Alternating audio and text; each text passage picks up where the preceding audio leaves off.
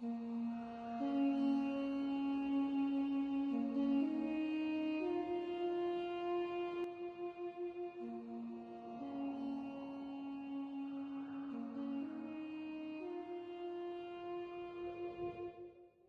back, everyone, to Tabletop, the podcast where we talk about everything TTRPG and storytelling. Today we're going to be talking about all things original settings, making your own world from scratch. My guest, Daniel, has been doing this for quite some time, and I think that his advice is really valuable. Now, he primarily uses D&D as his system of choice, but a lot of the tidbits that you can pick out of this episode is applicable across systems. I know that I've been using different things we've talked about in this episode for all of my campaigns, which primarily come out of Powered by the Apocalypse-based systems. I hope you all really enjoy this, and as always, you can contact us at tabletopodcast@gmail.com with any questions, and I hope you enjoy the show.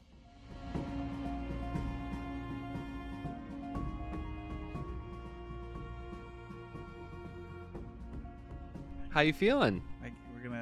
I'm ready to jump in. We're about to talk D&D. I've always talked with D&D. I've never done it with a microphone, so this is the first for me. All right, well, why don't we introduce ourselves? I am Nick. I am a fairly new DM, only having DM'd for like about 2-ish years. And who are you? I am Daniel. Yes. I've been DMing since 2008. Which has been... That's a long time. That's a very long time. I was going to say 2 years isn't so new, but then I've compared it to my own number, and I've decided that, yes, you are a baby. I'm a young child, a young D&D child. That's my boy. Doing his best. So Daniel was actually the person who got me into D&D. You kind of dragged me into it. I'd always been interested in playing or running, but I went to a terrible school where nobody wanted to do nerd things. So finally we worked together at a museum. You were like, hey, let's play this thing. We started playing, and ever since it's been wonderful, I have to say. Yeah, it was a local group for people who lived in Jamaica Plain. And as soon as you got involved, you moved. Yes, I was just the start, really, and everyone else moved away too. So now it is no longer Jamaica Plains game, but it is continuing. In fact, we played like the beginning of the final arc, I guess, last night. Yeah, arc number, I don't know. But part 3. 3-year campaign. I think it might be 4 years at this point. With breaks. Yeah, with breaks, I guess. Yeah, we're probably up to 4 years. Yeah. So all of your campaigns that I've ever played in, even your one-offs, they all take place in your sort of home-brewed setting. Mm-hmm. And that's why I wanted to talk to you today. I think that a lot of people are like, I really want to play D&D. I want to get into it, but I don't want to do it like in, Eberron or, whatever D&D place that they are offering in the books. They want to do their own kind of story, or they want a very specific type of feel. And you have sort of been slowly fine-tuning this setting for like 10 years. So, can you tell me a little bit about how you went about making Coronor? So, Coronor started as a high school project. I was taking a mythology class where our assignment was create a creation myth, a pantheon of gods, and a destruction myth. That's actually really dope. That's a great class. That was our final. That was our final for the class. I worked with a buddy of mine, Clark. We pieced together this really complex sort of tapestry. All of our gods were based off of animals. We had this complicated world beginning. And then after the class was over, I took the materials and I was like, oh, this is kind of fun. It was a year later that I discovered D&D as a game. My friend Leap Trot was running it. Your entire time with D&D, you've also had Coronor with you. Yes. Have you always run out of Coronor? I have not always run out of Coronor. I guess when we first started, we were playing 3.5 Yeah. solidly. Right. So it was the Forgotten Realms my friend was running. And then as I took over running the games, I ran out of the source books. Like Right. whatever gods and lands they had mentioned, the Forgotten Realms novels. Yeah. Particularly Drizzt the and ones stuff. involving Drizzt. That's what everyone kind of like had a shared knowledge base of. Yeah. But after like playing in someone else's world and fact checking and making sure like I had the right people and was portraying them the right way, I was like, it would be a lot easier and a lot more fun if I had control over everything. So for you, the change was just like, I want to have a little bit more input over like what the background is and like what can and can't happen in the world and things like my that. ambition was control and power. Completely. You just authoritarian impulses. Yeah. I would also like to take this moment to say it's an improv collaboration game, so you have to share, but to found your own world and be the only person who gets to say what happens there. That's the draw. Okay, so this is an interesting point because like when I've gone about making worlds and everything, I basically start with almost nothing. I start with a town usually, and I start with a basic theory of magic and monsters. So like, are there monsters? If so, what are their origins? And are they like naturally occurring? Are they magical in nature? Whatever. And then how does magic work? Is it drawn out of the air? Is it something you can learn, or is it something you're born with? Whatever. And then, you know, sort of from that, I make a basic backstory about why this is happening, or like what is the sort of main thrust of the story I'm going to tell. And then all the rest of the stuff I make up as we go.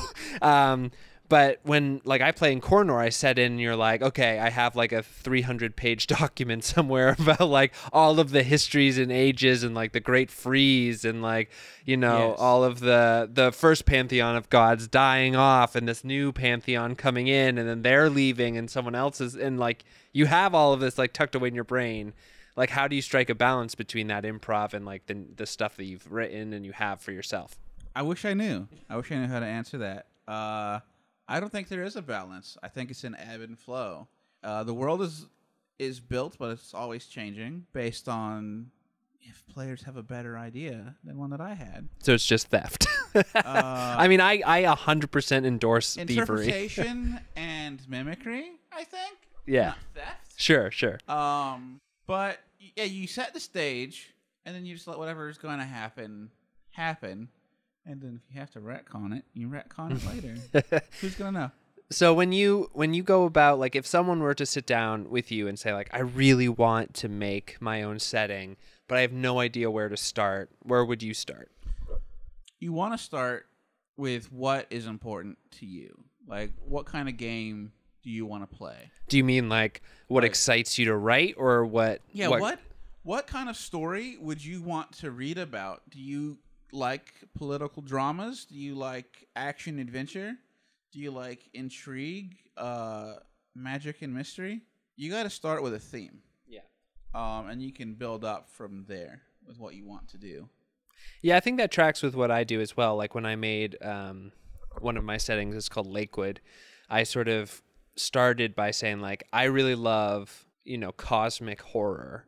I really like that sort of thing, but I also was really into Gravity Falls at the moment. So I was like, I want to have this like small town that was dealing with like real X-Files level threats of, you know, kind of strange and abnormal things. But then I was like, okay, where does that come from? There's this giant, like, multi-dimensional, unfathomable being that is sort of slumbering, that is creating all this stuff. It's sort of how I got there. So I think that you're right, that you have to start with something that you like, and then you can kind of build around it. Yeah, decide kind of where you want to go. Like, cosmic horror is its own sort of, like, motif. There's a vibe. There's a collective acceptance of what is and isn't cosmic horror. So a lot of that is just your groundwork. Your skeletal frame is already there once you decide on what you want to do. A lot of people, they want to go, I want to do medieval fantasy. Well, that's plenty to draw from. You kind of already know. Yeah, there's like, oh, I've never heard of anything in that in that realm before that I could Right? look at. Steampunk is very popular. And again, they kind of decide what's your theme, what's your genre, and then how do I make this mine? Yeah. I think also something that you said really resonates with me, which is like genre. Like 100%, I'm sort of under the impression that like as long as your characters are feeling a certain way, it doesn't matter the specifics. Like if you can capture the feeling of a place, and more often than not that comes from a genre than a like some specific origin myth or whatever. Yeah. Like if you can capture that feeling and the tropes of that genre, whether you subvert them or not, I think that that's really important too. So yeah, starting from genre is smart. I like that. Yeah, well, and also as your players explore the world, they're not exploring the world from an academic standpoint either. Unless So they're it's- playing like all wizards who are like, I want to study this world.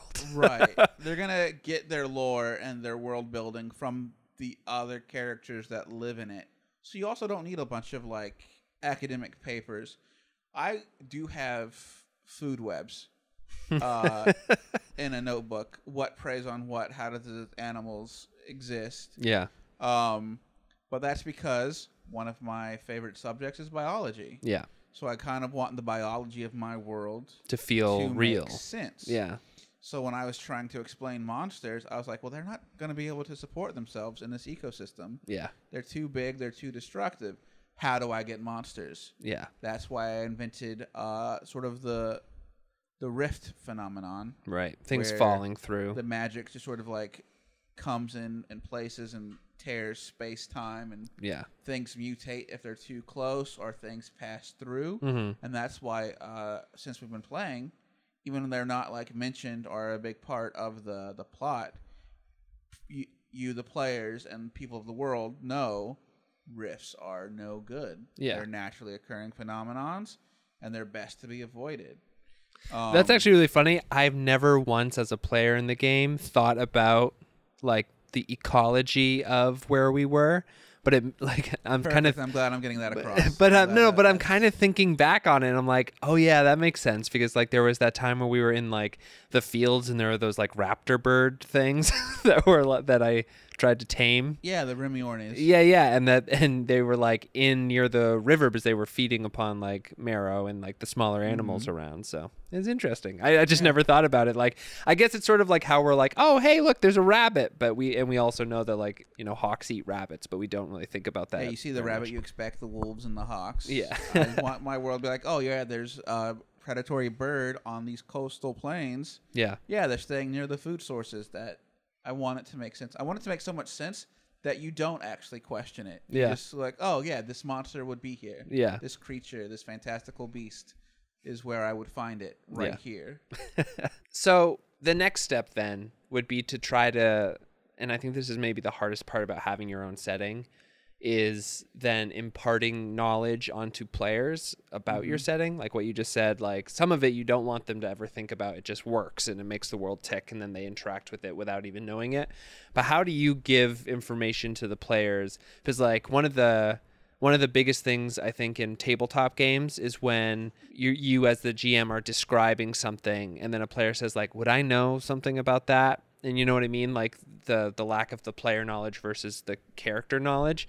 How do you go about like imparting world lore, I guess? One thing I do, because I'm really aiming for King of the Nerds, is I have the primer that I try to have and give out to everyone who sits on my game for the first time. And the primer is basically just, this is all the information a person who lives in this world would know. The names of countries, the general like weather and climate of certain areas, the different species of humanoids and flora and fauna that could be found there. And I'm like, this is what your character would know about. If Yeah. you don't read it, then your personal character doesn't know about it. Yeah, right. Because they are a city person, maybe. And then I hope you paid attention to the city politics version of the primer. Yeah. Another way to do that is make it relevant to the story. If you want people to know about the world, how it interacts, then while they're going on an adventure, make one of the challenges having to deal with the weird weather systems that exist in your world. Yeah. That'll get them thinking about it, and that way it'll always be in their background. And you're not being like, oh, just so you know, here's how weather works while we're playing. It's like, no, the weather is doing this. Figure out how you're going to solve whatever. Yeah. How are you going to survive this moment in the wilderness? Yeah.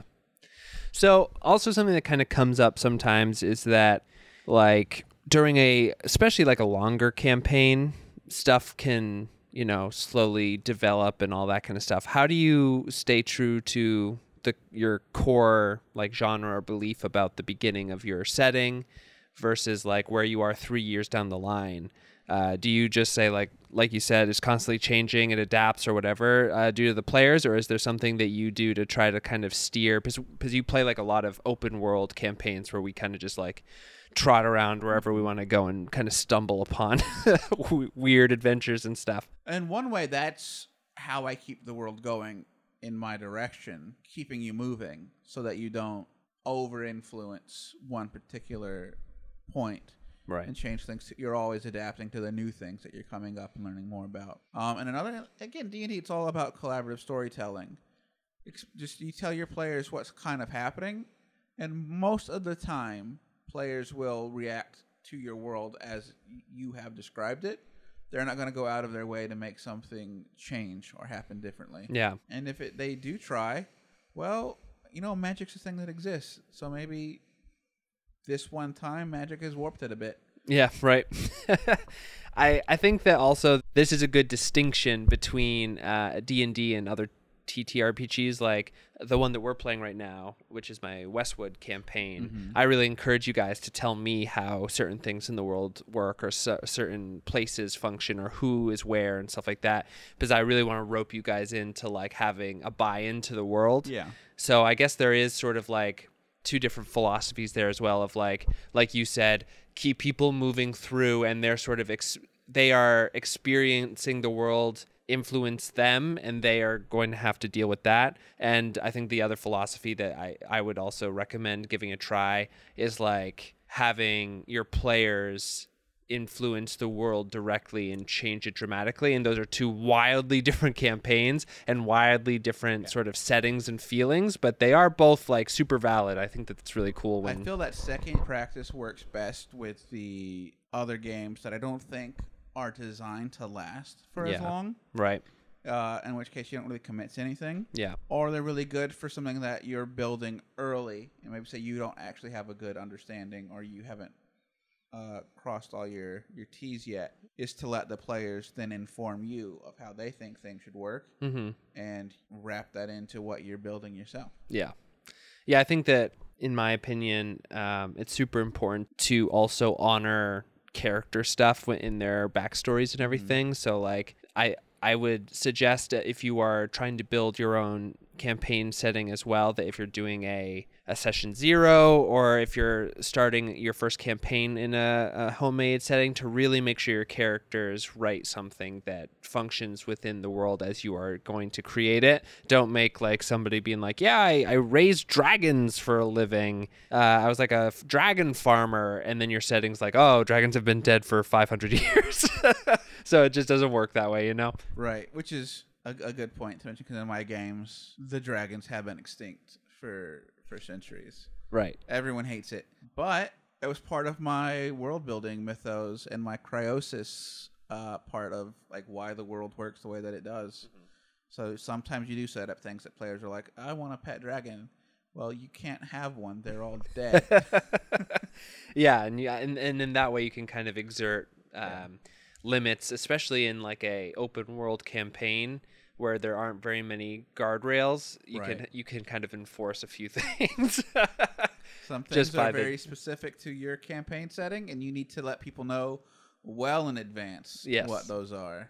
You don't want to wait till the last minute, get everyone's character sheet handed in, and then start making notes about your world and be like, oh, people get attached to their characters real quick, and you don't want to take things that are instrumental to like their core aspects. Yeah. Cool. Well, is there anything else you would recommend to folks who are trying to build their own campaign? So far we have like start with something that you're really excited about, look into your genre, and then build from there. Like, I really like the idea that you, from that assignment that you had, like build a creation myth and a destruction myth and like a pantheon of gods or whatever governs. Yeah, I still have those, and they'll never come up because I'm never going to play a game where the world is born or it dies. Yeah. But I know how it started, how it'll end. And that's also good for the theme of the world, kind of knowing like why things are happening the way they do as events unfold throughout the history. Right. It's like you kind of have a trajectory that you can stay on. I would definitely say if you are world building, have a timeline. Not like a year by year timeline, but kind of know what's going on in each century, like 3 or 4 major events for every 100 years, so you kind of know what's happening. If it's in the future of your game, that's not too important because, again, your players are going to be doing big things if you get to a high level of campaign. Yeah.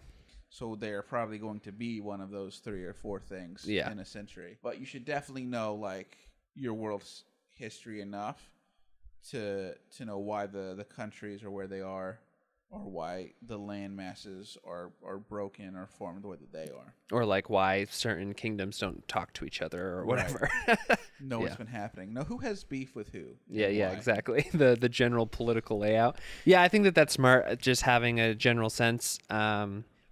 This might be, you might disagree with this. I really disagree about things. I really resonate when you said like 3 or 4 things. I would caution new people who are trying to build their own setting not to get mired down in like every individual detail, because I think that kind of slows you down and it can kind of get you distracted from the more important things, which, like we said, is like what are the big things that are happening when you're setting your campaign? What is the general feeling that you're going for? What are the, how does it feel to live in this place or in this, world during your campaign? I feel like it's way more important than like the intricacies of like how coins are made. But if you want to do that, do it, because it's like, that's cool. But yeah, if coin collecting is your thing, throw that in there. Yeah. But if you just feel like you need a history of coins, you don't. No one in your game is going to be looking at how the coin system works. They will take their gold and they will be happy. Yeah, and like conversely to the point I just made, I think that if you are really into something, like your hobby is biology, you said, so you made those food webs, and if someone's hobby is like how to make coins or blacksmithing or whatever, really get into it, because I think that like if you're like, yeah, like I see this blacksmith's making stuff, what kind of swords does he have? And you're like, well, this blacksmith specializes in like folded metal swords, and like then you just describe the like intense detail and that this blacksmith goes through or whatever. That's going to add like a level of richness to the campaign, especially if you're like, this kingdom's culture is steeped in martial tradition, and so their swords are made a certain way to last through 100 battles or whatever, because they value their weapons more than their like cooking equipment, something like that. Like, that's going to be super cool for your players to be like, this is fucking awesome. So yeah, always follow your dreams. Yeah. When you're setting your game, put your hobbies into it to give players more of an anchor to put themselves into it. And also, like, usually, unless you're doing this kind of randomly, I guess, you're playing with some people you know, hopefully maybe some people you like, and you're kind of sharing that part of yourself with your friends, and that's, always a great thing. I like at least 2/3 of the people that I play with. Yeah, there's a couple of campaigns you told me about that dropped off real quick. Real quick. It's tough. And that'll happen too. Yeah. I guess you're coming up on ending a campaign within your setting. That's Any right. advice on closing up a setting? Burn bridges. Really, really make everyone hate you. Yeah. I mean, that's basically how you operate from day to day. That is kind of like how I run a game anyhow, is, all right, what's going to happen? And then give no quarter, make no excuses, fudge 0 rolls. That is not true. I'm very nice to my players. They could all go a lot worse a lot of the times. But yeah, as I'm wrapping up, one of the things that I like to do is like to figure out what the characters want. What do they want to see happen? What are their own stakes that they want to see resolved or concluded to make the end of the campaign actually matter to them? And then write down some stuff that they did. And you know what? Now you have a mythos for future campaigns. I have 2 NPCs in this current game, Scalpel and Roland, who are just pullovers from another game I tried to run. Yeah. At a job I was working at, and that fell apart. But I was like, I really liked these 2 characters and how they interacted with each other, and now I've taken them, and they're part of this time frame. They're part of this campaign. Yeah. They're not huge in the story, but they've been around in the background for all of it, and I think they've been pretty popular. Yeah. I think people have enjoyed seeing them when they pop up. And now we're in a huge army on army combat situation, and they're like generals. It's pretty cool. Yeah. Keep friends that your characters make around. Yeah. I feel like a universal truth is players like seeing characters that they've helped or interacted with come back. Yeah. And they especially love to see a character that got one over on them show back up for a chance of revenge. Yeah. I think we derailed an entire adventure one time. I had a one-off villain. His name was Goldrag. He was a beholder. Oh my god. I had him show up. Wait, was that a one-off? Because that was the whole first year and a half of that campaign. I tried to get you away from that beholder, but you wouldn't let it go. He scammed us, man. We had to fucking kill him. Exactly. It was a scam. It was a setback, and they did not. You didn't leave. Yeah. You literally put roots down, found places to live, and would not leave until you had a chance to go back for that beholder. I was like, I have to write an entire new arc. Yeah. And we deal with this. And we blew up an entire parapet of a castle, killing it. It was the best. Windmill. It was the windmill on top of a cliff over a river. Yeah, and we did a flower explosion. You filled the room up with flour, and then you fireballed it to give it more of a bang. And at that point, I was like, yeah, I guess that's how physics work. I don't fucking care. I don't fucking know. I like biology, not physics. I'm a biologist, not a chemist. Well, Daniel, any parting words for our wonderful guests listening? Build what you like. Play with it as much as you can. And always be willing to change it to keep it fresh and engaging for whatever you're writing for in the moment. Well, I think those are good words to end with. So, Daniel? I had really great words there. I mean, wow. It's just the best words I've ever heard you speak. Christ, I'm so good at words. Well, Daniel, I'm sure we'll have you back on soon. Thank you so much. Thanks for having me. Okay, bye. Bye.